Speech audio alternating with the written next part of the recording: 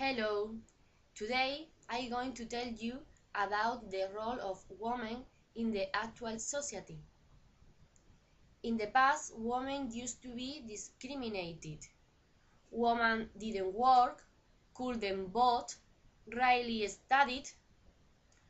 Until recently, they only have been able to marry, do the housework, have children, and care them, so that men were more superior than women, and the women's opinions wouldn't be heard. Over time, the role of women has changed. It has been a hard battle. We have got more equality through women's association.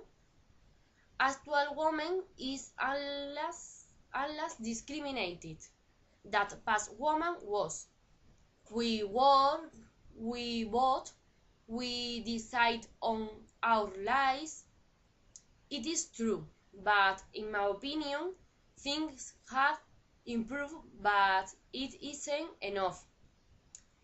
In the future, I hope that society will value women. We will have to fight for sex equality.